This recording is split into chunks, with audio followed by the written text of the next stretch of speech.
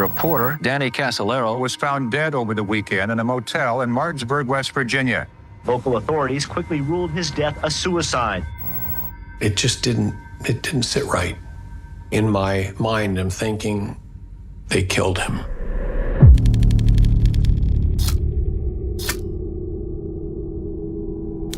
The book that Danny was writing, he starts looking into these powerful people and realizes there's something much bigger going on. These 8 men, they're no longer government officials, but their tentacles can reach into any part of government in almost any country. I've come to call this group the Octopus. Most of us were convinced that he had been hurt for him covering the story. If the federal government says, we don't know what you're talking about, it's beyond what a couple of local detectives can do. It all started with the software PROMIS. These programs allegedly allowed the CIA to spy on the intelligence agencies that bought it. The 2 of them transferred in excess of $40 million. This money was used to buy off. It was a disturbing conspiracy. A lot of people that reported on it are dead. All 3 of them had been shot in the head. We knew who was involved. No one was ever brought to justice. We found the body. There was a wire running from around his neck to his ankles. There's just too many people dead in this case. This former NSA guy says, I don't know how you heard that name, but you can get killed just knowing that name. Can you turn the camera off? I told him not to talk to certain people, not to raise certain issues. Danny became obsessed with this story. You have the same curiosity that Danny had. If you think for a minute that you're going to go expose somebody, you're going to get yourself killed.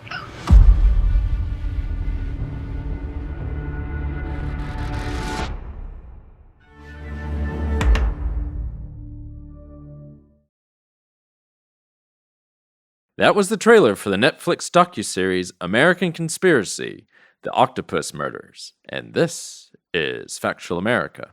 I'm your host, Matthew Sherwood. Each week I watch a hit documentary and then talk with the filmmakers and their subjects. When journalist Danny Casolaro was found dead in a hotel bathtub, police ruled it a suicide. But his family and colleagues believe he may have been murdered for investigating a conspiracy he called the Octopus. A hidden organization connected to stolen government spy software, a string of unsolved murders, and some of the biggest U.S. political scandals of the 20th century. We are joined by Christian Hansen, who has pushed to uncover the secrets behind Casolaro's death, and the director, Zachary Treitz, who all the while filmed his friend in his pursuit for the elusive truth. Join us as Zachary and Christian discuss what it is like to go down the rabbit hole of conspiracy and scandal. Stay tuned.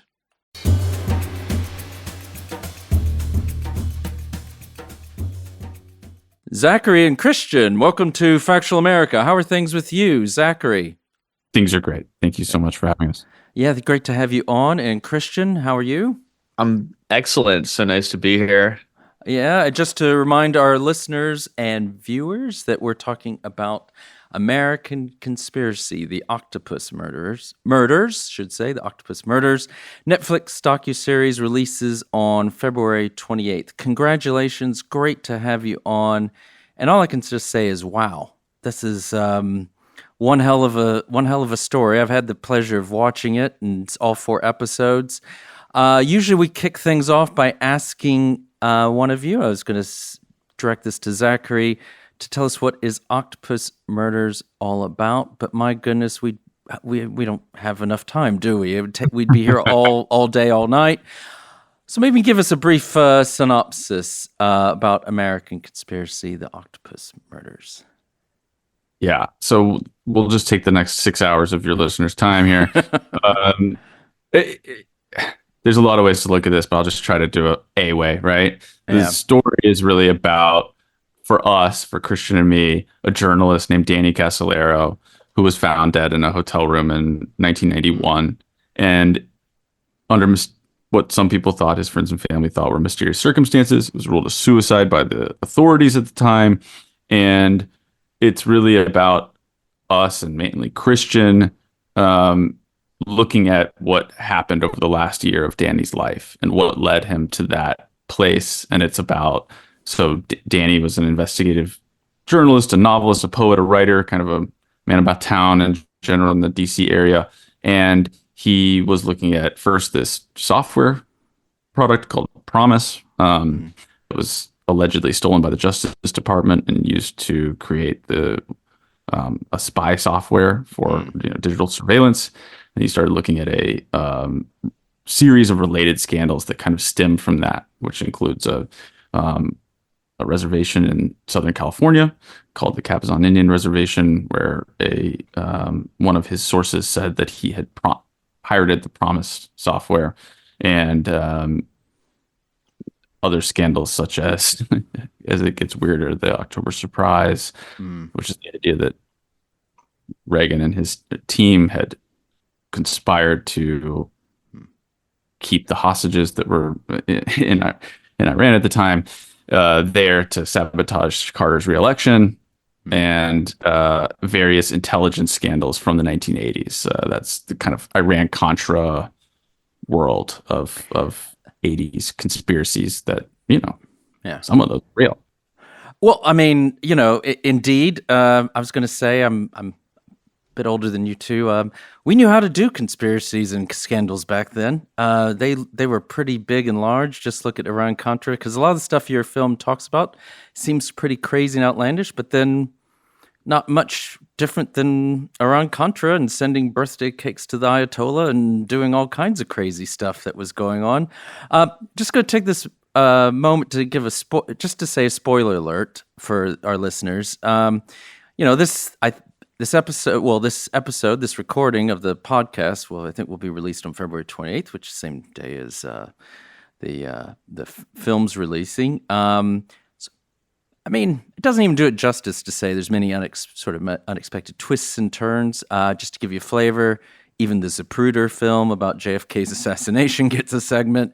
So do yourselves a favor, pause this episode if you're worried about such things as spoilers and things, and go watch it. It's on Netflix. I'm sure you've got that, and then come back. Appreciate that. It is important for certain surprises for us narratively to, happen to you as we intended them, rather than just being told to you by us post facto. Yeah, and just to say, for those listeners, we're not gonna get into the nitty gritty of like we said, we wouldn't even have time. We could have a whole podcast series, maybe something you've thought about, on just looking at this. But so there you go. Watch it and then come back. Because as we were now talking about, you were saying this trying to give a synopsis. There are many ways of, it's a trite expression, but there's many ways of peeling an onion. And my goodness, this one's got a lot of layers to it. So we're talking about Danny Casolaro. Now, I think what you were alluding to, all these scandals. So he was this writer, journalist, and he sees this interconnected web of scandals at the heights of power. And as I sort of alluded to and revealed my age, I lived in DC in the 1990s. And just for clarity for anyone, I did move there in August of 91, but it was 2 days. It was 2 weeks after so I was not anywhere near Martinsburg, West Virginia. Mom can vouch for me. I was in Texas, but yeah, no, I do remember this. I remember these scandals, not as clearly. They'd kind of passed away from my memory, if you will.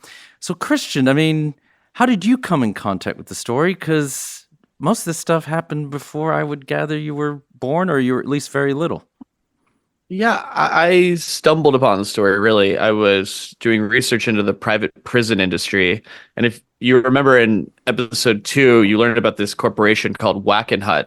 Right. They had started either the first or one of the first private prisons. But that came later in a long line of private security operations that this huge security company based in Coral Gables was involved in. And Danny was looking into the Wackenhut Corporation. And just by the name association, I found an article about Danny, and it blew my mind. Right. And I wanted to know more. And all these scandals that are from before my time that are name checked in this early article, it's a mention that he was looking into October Surprise and Iran-Contra and this PROMIS software. I was like, needed to know what all that stuff was, and yeah.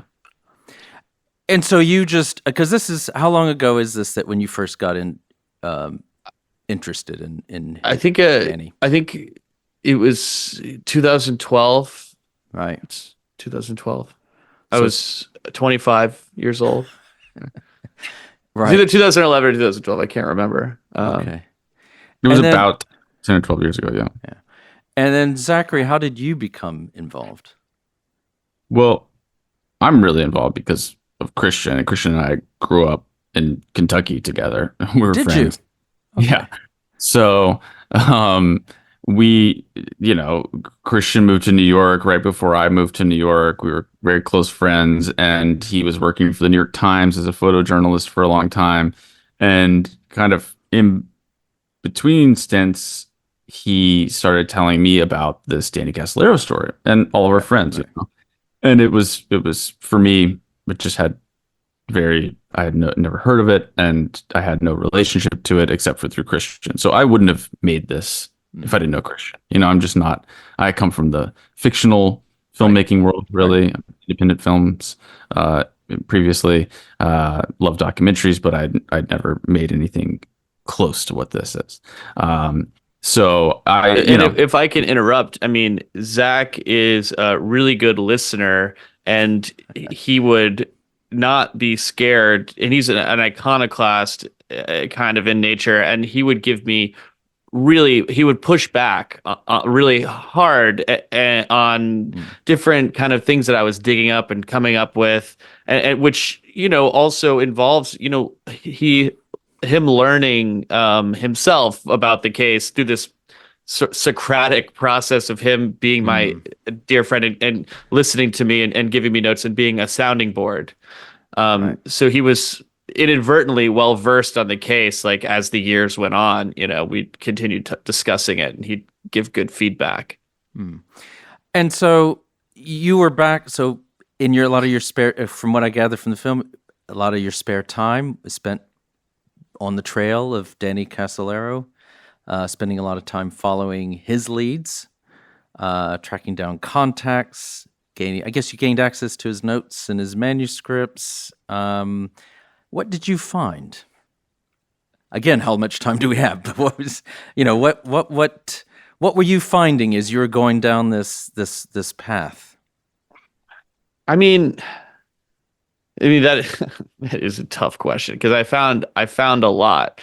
One thing that really helped was that I took all of his notes, which are like, if you look at any journalist's notes, it's like a lot of scribbles and dashes and underlines and circles, and it makes sense. Like you look at my notes, it might not make sense to even Zach, but it probably makes sense to Zach, but it makes perfect sense to me. It's but what I did was I put it into this computer software and annotated all of the notes so that I could like type in any name and find every occurrence of the name and just sort of like cross-reference it. So because it's thousands of pages of scribbled handwritten notes. Right. And that way I was able to, quickly kind of dive through and cross-reference them. And then he also had decent chunks of writing in the form of book proposals. Right. So that was also a guide. And then when you just like kind of on top of that, learn the material, the subject matter that he was looking into, and he's referencing different names. Who are these people? Are they still alive? Can you talk to them? Right. And then just eventually the thing becomes more clear. Okay.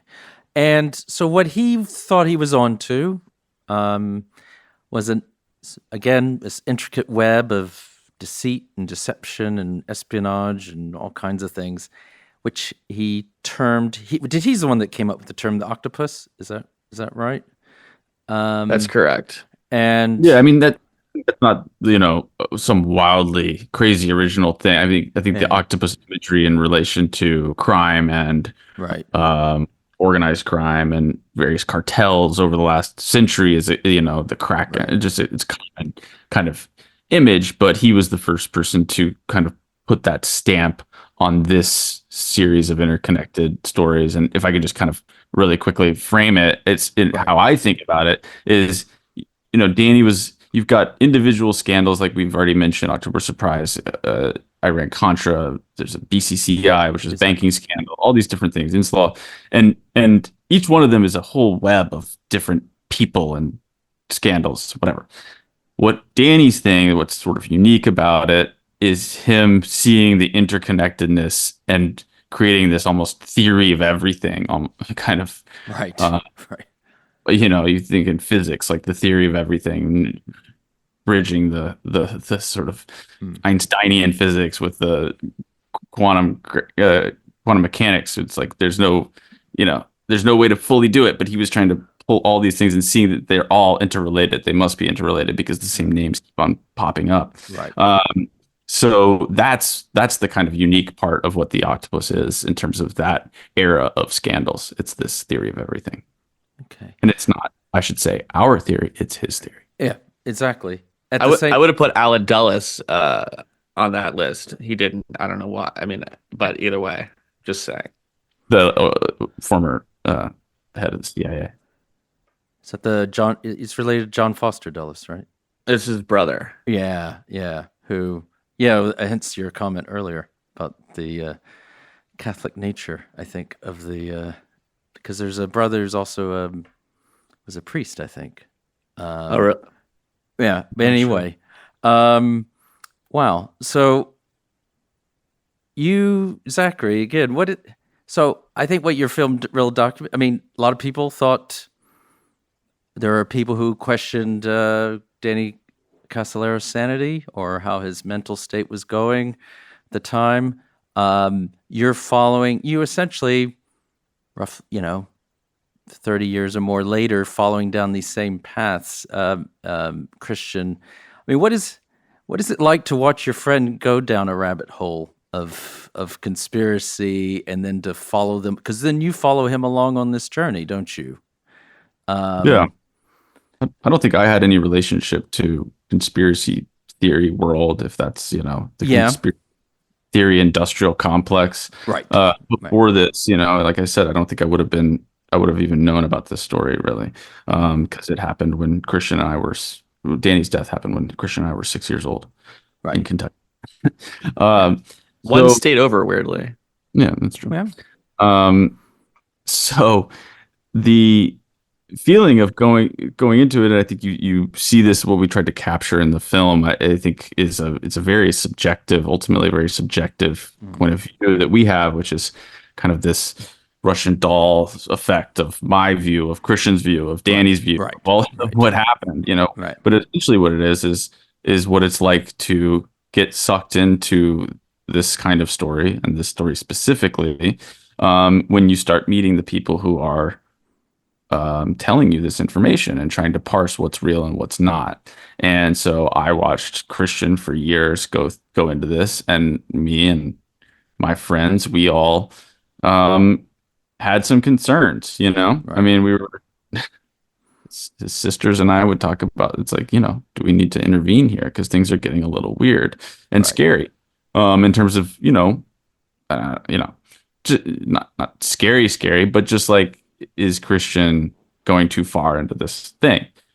Once you dip your toes into it, what I found, it's almost like a tar that is some sort of magic ooze that kind of gets into you. As soon as you touch it, it's like what they say about the abyss. You stare into it and it stares back. Like, this is that story. You touch it and it touches you and it kind of consumes you. And you see that process happening probably slightly inadvertently between both of us in the end of this thing.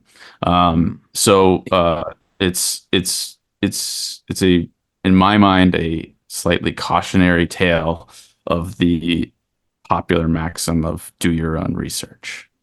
Yeah, I had a very fulfilling career as a photojournalist in New York City. Won awards, had mentors that were at the top of their game, and I was just, writing a paper about the private prison industry. I was not planning on throwing my photography career down the tube and, disappearing into a world of 1980s espionage research. Right. But it happened. And did you question your own sanity? Yeah. And also, I didn't really care that much about conspiracies before, and I had to figure out what the world was. What in part of the process, I was vetting, 80s, 70s, 60s, 90s, 2000s conspiracy literature to see what's bunk and what's interesting. Okay. I think that takes us to a good point for a break for our listeners and viewers. So we'll be right back with Zachary Treitz and Christian Hansen, the filmmakers behind American Conspiracy, The Octopus Murders, released on February 28th on Netflix. You're listening to Factual America. Subscribe to our mailing list or follow us on Facebook, Instagram, or X to keep up to date with new releases or upcoming shows. Check out the show notes to learn more about the program, our guests, and the team behind the production. Now back to Factual America. Welcome back to Factual America. I'm here with Zachary Treitz and Christian Hansen, the filmmakers behind American Conspiracy, The Octopus Murders, released on February 28th on Netflix. So we were talking about the world of conspiracy, the world of conspiracy theory, and how it seeps into your pores, I guess. I think tar was the other mixed, another analogy, if I'm going to mix metaphors. Christian, you encounter some very interesting people in this whole process. Using interesting in the Southern way of using interesting, I guess. As you were following cold on Danny Casolaro's trail, I mean, did you ever feel like your lives were threatened? Did you ever receive death threats? There were dark times early on before Zach joined me, when I was still just alone, when I kind of wanted something to jump out of the abyss, because then I would know I was really onto something. But I mean, no, there've been like weird little instances, but nothing overt. Yeah. Thank God. No major, threats, no direct threats. Okay. I think that you see we show some of this is that people are often warning us that something bad could happen or that we need to be careful. Right. And fortunately for us, there's not been anything that has fulfilled those promises. Okay. Because, thankfully, definitely. But the reality is, I mean, as you go through this, and some of this stuff just seems so fantastic, in the sense, one of the senses of the word. There are many tales of woe here. There have been many. They're documented. There have been deaths. They are this people who keep popping up, who are then always popping up around the time that others that are in this web die as well. I mean, and Danny was himself warned on numerous occasions. Isn't that right? Yeah. Yeah.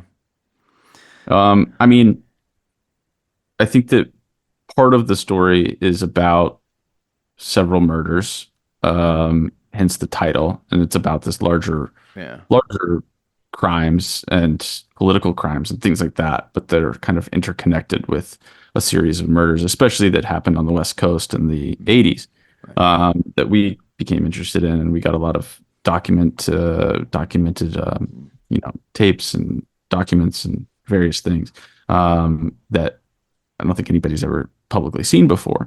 Right. So we always wondered, the classic conspiracy question, is it connected? Is it all connected? And right. I think that our goal was to find out the truth one way or another.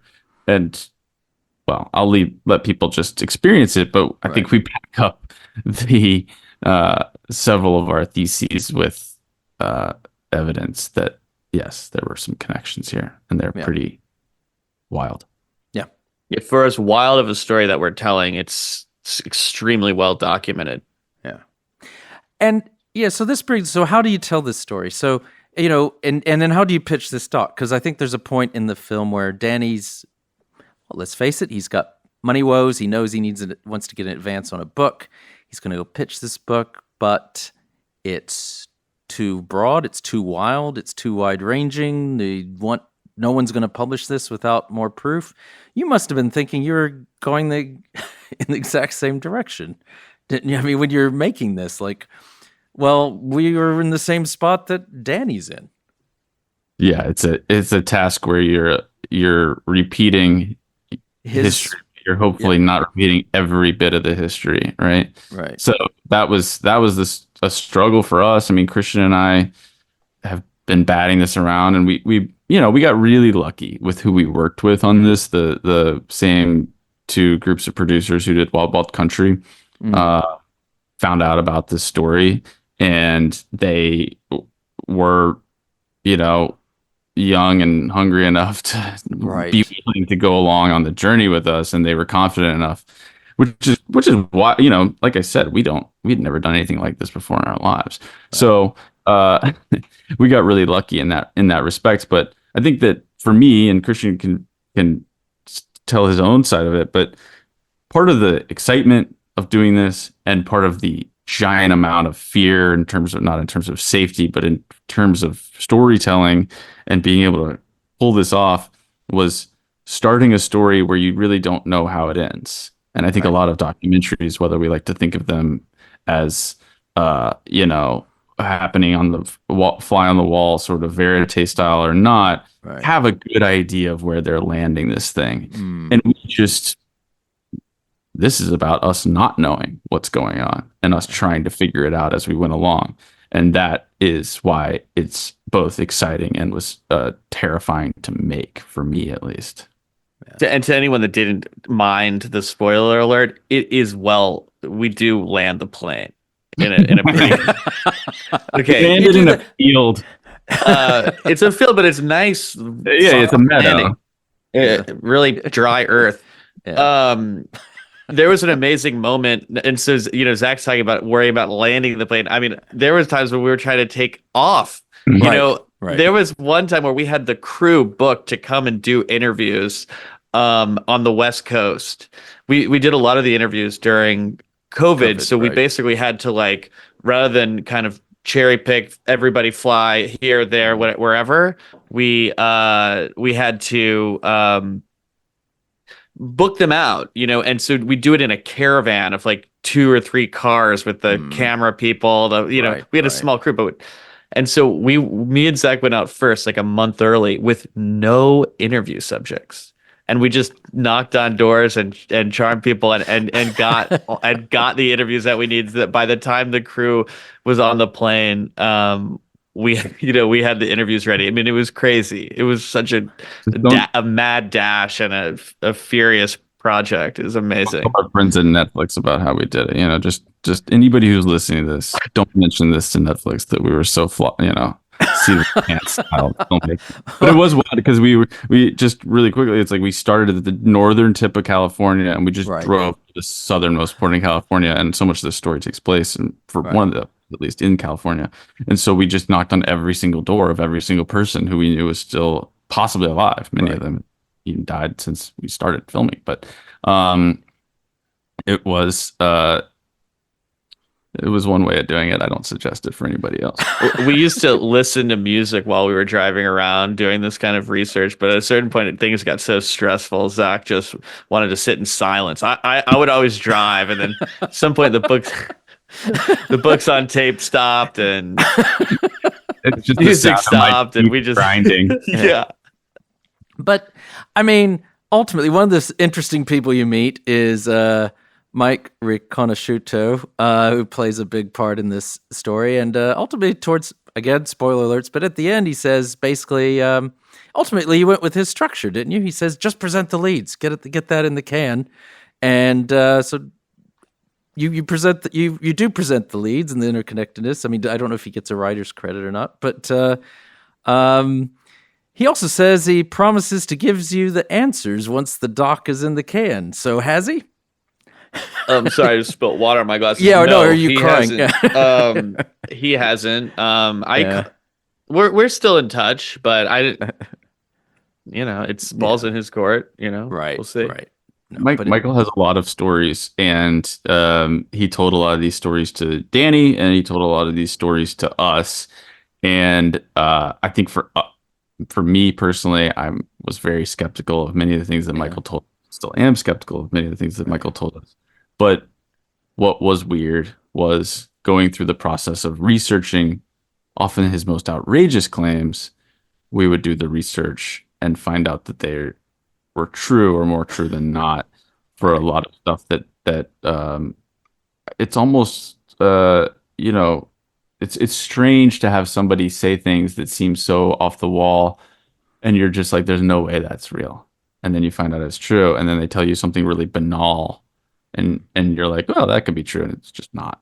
It's like one example. I got an example I like about Michael is that he would drop when we first met him when we picked him up from prison. He would drop a lot of names, and so here we have all of this footage of him, and so we're going through it, and we're like, all right, so what's true and what's not? And so, all right, well, he's talking about this avant-garde theater in the San Francisco Haight-Ashbury district in the mid-'60s that he says he was a part of. And he's talking about the people that were the founders and were involved in this avant-garde theater called the Straight Theater. And, okay... This is sort of like outside of the realm of the documentary. Doesn't make it into the documentary. I missed that episode. It's just like there's so much background to Michael. This is just kind of like outside of this. Right. So I called the founders of the Straight Theater and I was like, "Do you know this guy? Was he there? That's just what I'm hoping to answer. Was he just straight up lying about that in general? And not only was he there, but they volunteered. And Michael loves this story. They volunteered that the night that Neil Cassidy from Jack Kerouac's On the Road was doing a poetry rap to the Warlocks, which was the Grateful Dead prior to being called the Grateful Dead. The night that he did this 30-minute rap, Michael Riconosciuto brought a laser from Stanford's laboratory and used it as part of the light show and was like bouncing this brand new laser light technology around the Straight Theater. So it's just like, if Michael would have told me that story, I wouldn't have believed him. But, this guy that founded the Straight Theater, he also said he didn't like Michael and he didn't understand why he was around or why he was there, which also matched Michael said that he was an informant. I don't know. I'm sorry. I'm getting too excited about Michael's San Francisco 1960s history, which is a story that we haven't published. So I mean, it's this war. I mean, what? It's an interesting point. What is it? I mean, someone like Mike, but there are others who spin. I mean, well, you even get into this actually. These web spinners or whatever they're called. Do you think they just are so in the habit of obfuscating and doing all kinds of stuff like that they just start themselves not knowing what's reality and not? Or do you think it's do you have any insights? Because it's just these. I guess where I'm getting with is, I mean, because I was going to ask you some questions, but I don't think should ask you. Do you believe in the octopus? What do you? I mean, you let people watch this and you present it well in terms of the evidence you find, but at the very least, what we can say, and whatever you think about conspiracy theories or not, or these conspiracies, there's this really odd group of people out there. They exist.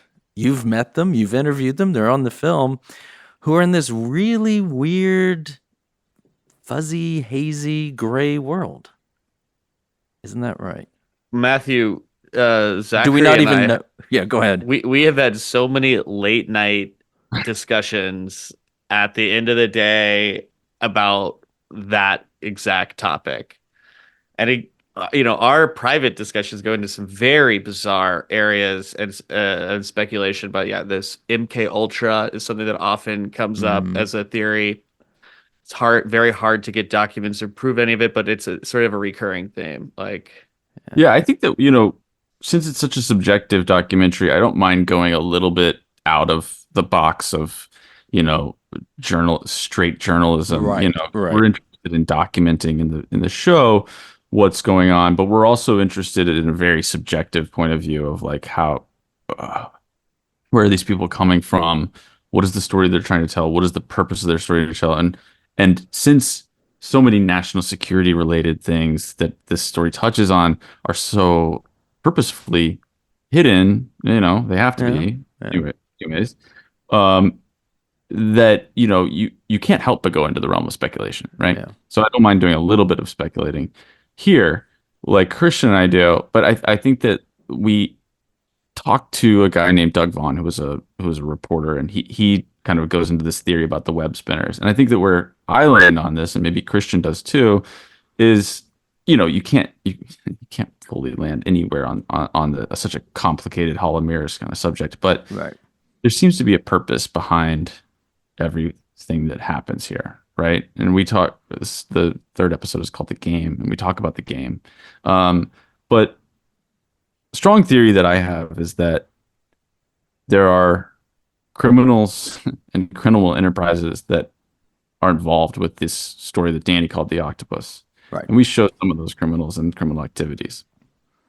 And some of these conspiracies seem to do a good job of mixing fact and fiction in a way that obscures the people who are actually benefiting from highly lucrative activities. Yeah. And so those activities, some of them we show, some of them have been reported out, some of them have never been connected quite in the way that Danny connected them before that. Yeah. And two bros like us who is going into this world, we're maybe not the best people to even, be experts on the subject, but it's almost like nobody else is going to take the pill to jump into this and just here, just because something is murky, just because the water is murky, doesn't mean somebody shouldn't figure out what's possibly in there, is I guess our philosophy. It's maybe not the most New York Timesian journalistic effort, but there's something to be said for simply jumping in and finding out what you see. Yeah. I mean, isn't it one of the deceased now, but one of the subjects in the film, Robert Booth Nichols even supposedly said to someone they hadn't worked hard enough. No journalist has worked hard enough yet to really know the answers. Whether what he really meant by that, I mean, I'm just thought I got to watch myself. I do have years ago, I had a boss who we were all convinced had connections with a 3-letter acronym, one of the, maybe south of the Potomac, somewhere there. But the thing that I mean, and I'm not in any ways linking him to this stuff, but the thing is, what I will say about anytime you meet sort of ex-spooks or people maybe in that world, in retrospect, I realized every single thing he's, like if you and I saw each other in the, going to make coffee at work or something, run by the cubicle, whatever, you just say some offhand remarks.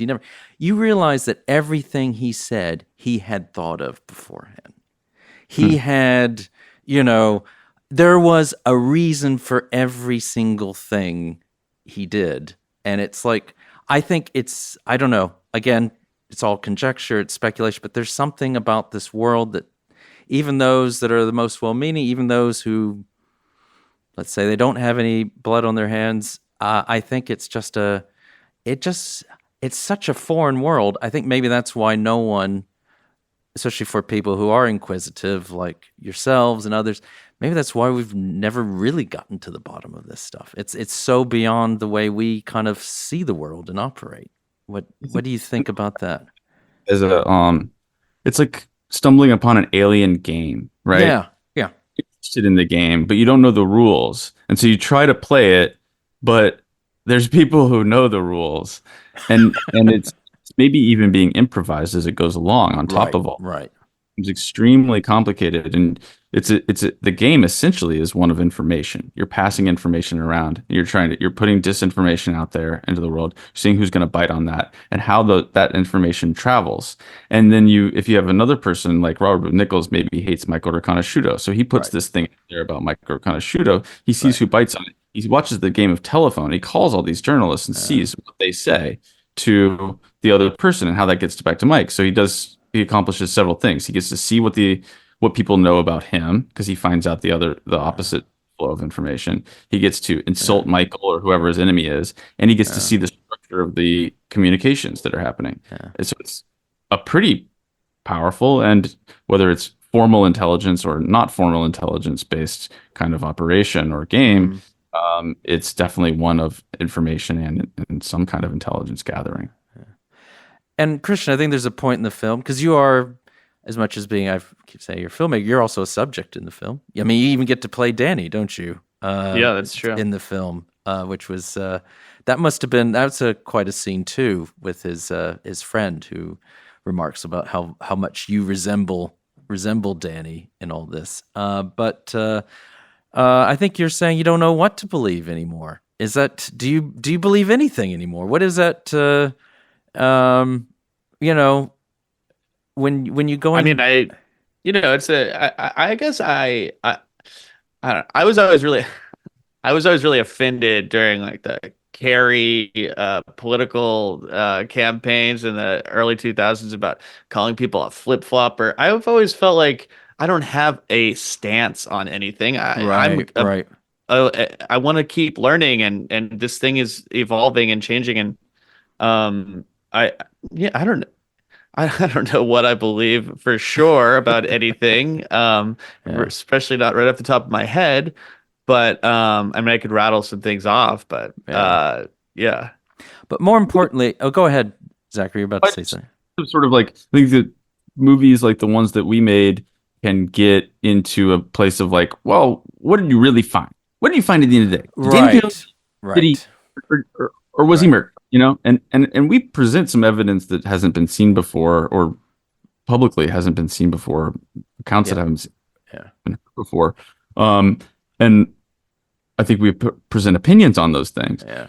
They're somewhat informed, right? But over the course of the movie, we also present a lot of stuff that people just haven't seen before that I think is pretty hard evidence in various cases. Right. And so yes, we're willing to dance and be fluid with our mentality, and a lot of this film is sort of in that sort of like, well, what can we believe? What do we believe? And I don't think that we land on a sort of place of like mush, but you do become more open to the dance of this entire kind of story and being more fluid in terms of not necessarily having to have all the answers, but getting your best guess at the time, much like how, science or something is supposed to work. I mean, we saw it happen to the editors. We had 4 editors working for almost a year simultaneously on the show, and they all got super deep into nothing's as it seems, and it was an amazing experience. And then another thing I want to point out is that the edit, because the story is so complicated, the edit took a really long time, and Netflix was really cool about being patient and letting us take the time that we needed to tell the story. Yeah. But the other thing is, I did a lot to service the edit of the film. Right. But when I had all of those responsibilities done, I still went to work every single day, and I would continue working on the investigation. And so by the time we got to certain points in the story, it had changed. Like, especially when we get to episode 3 and we go to San Francisco, that was like, at that point when we were filming, such an active investigation. I had just put all this stuff together. And then we're like, we got to change the beat sheet up a little bit. We got to go out to California. This is a big thing that I just figured out. Yeah. Go ahead. One last little salvo to that is like the day that we finished the edit, the day that it was like, this is done. Don't get to work on this anymore kind of thing, it has to go out. Christian gets a letter from the National Archives and Records Administration, NARA, that's yet another FOIA request, Freedom of Information Act request, has been fulfilled, and there's documents waiting for him in Washington, D.C. It's just like about Philip Arthur Thompson. Really? Because the thing is, what I was going to say, it was on New Year's Eve that I got that. because you got the FOIA request finally came in to see the files from Danny's case in Martinsburg, West Virginia, right? And you were able to. I mean, there wasn't much left, but you were able to go. And that's something you show at the end. You're the first people to see this stuff in at least, I think the guy says, at least 20 years. Yeah. So did you go? That took 7 years to get those files. Yeah. So have you gone and looked at those files about the? They just arrived. It's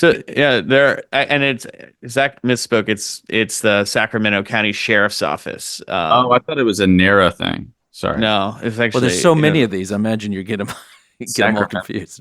So as soon as we finish, but we're very interested in continuing looking into Philip Arthur Thompson. We got to get out there. I know. Wow. Well, that brings us to, I guess we're actually coming to the end of our time together. So brings us to, I guess one of the last questions is, so what is next for you? Are you going to, you mentioned you're going to check this out. Zachary, you're going to return to scripted. What's next for you two?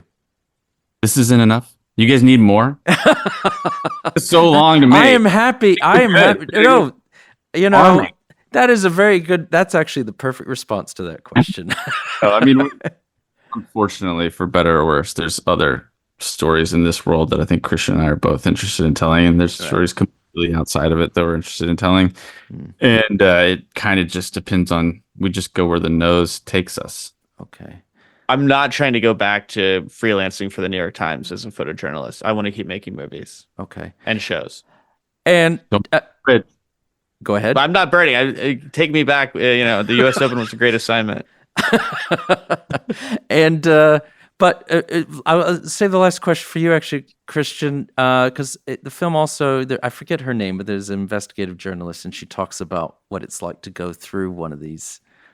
Sherry Seymour. Yes. Yeah. And so, have you been able to withdraw from all this, or is it still tempting? Is it something? Is it almost like an addiction you're going to have to fend off on a daily basis, or do you see that as being a choice that you have to make? She said it was a choice. I think the ideal is like finding some sort of balance. I mean, I definitely want to keep studying this material. I definitely want to keep sharing what I've learned about it in intriguing and interesting ways.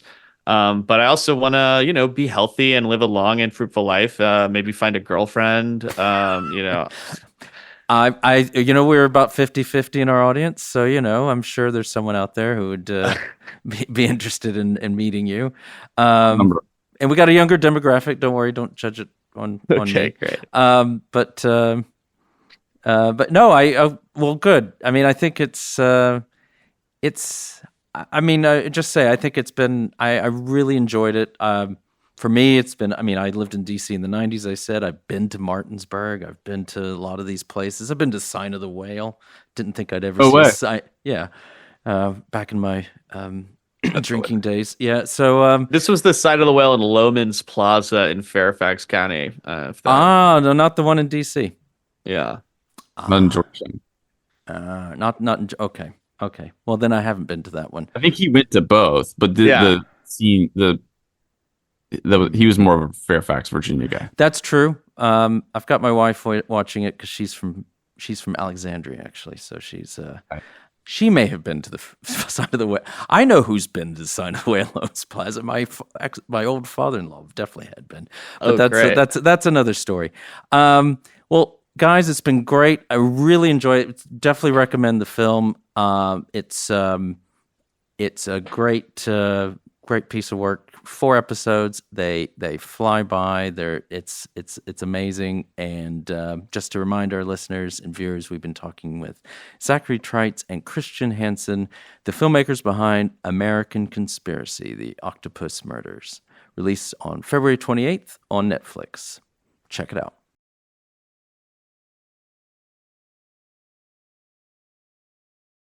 Thanks again for joining us on Factual America.